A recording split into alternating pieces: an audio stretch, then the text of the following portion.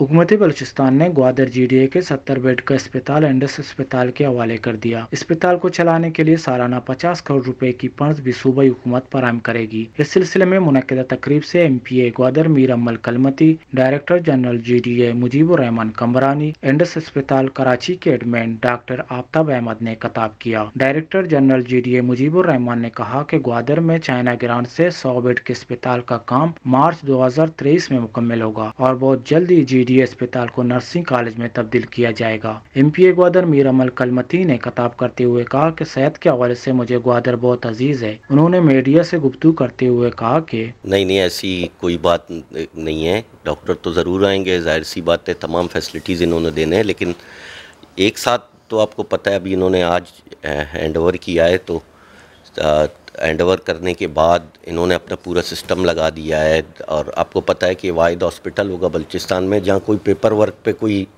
वो नहीं होगा, सारे कंप्यूटराइज सिस्टम इन्होंने लगा दिया है। कोई पर्ची सिस्टम नहीं होगा, किसी को पर्ची नहीं दिया जाएगा, कार्ड बनेंगे और डॉक्टर तो ज़रूर आएंगे। लेकिन जिन जिन फैसिलिटीज़ की अभी इनिशियली ज़रूरत है फ़िलहाल वो आएंगे, और उसके बाद आहिस्ते आहिस्ते इनके पास स्पेस की भी आप देख रहे हैं कमी है।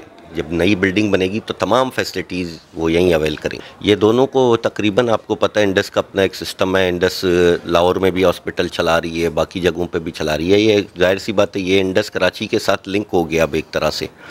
तो जो फैसिलिटीज़ इनके पास यहाँ अवेलेबल नहीं होगी तो कराची से उसको लोगों को फैसिलिटेट करेंगे।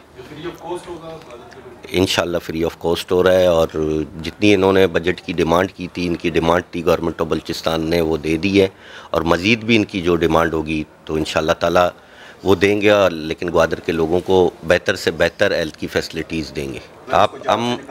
हम अभी इंडस की टीम्स के साथ हम अभी यही बात कर रहे थे। माशाल्लाह उन्होंने इन लोगों की बड़ी तारीफ़ की मेरे सामने। वो कहते हैं अल्हम्दुलिल्लाह हमें मेहनत नहीं करनी पड़ेगी, सारे स्टाफ ट्रेंड है और हमें एक अच्छी स्टाफ मिली है, और वो स्टाफ इन्हीं के साथ रहेगी।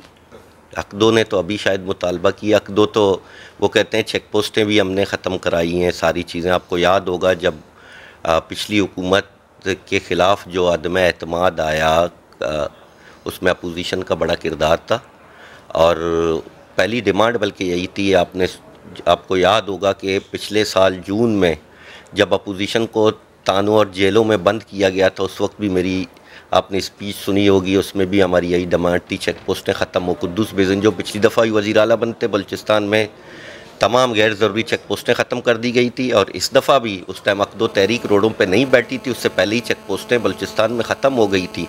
और आप उस वज़ीर आला साहब की फ़र्स्ट स्पीच देख लें जिसमें उन्होंने अल्फ उठाया है। उन्होंने इलीगल फ़िशिंग, माहीगीरों को बेहतर सहूलियात समेत तमाम चेक पोस्टें उन्होंने ख़त्म करने का ऐलान कर दिया था।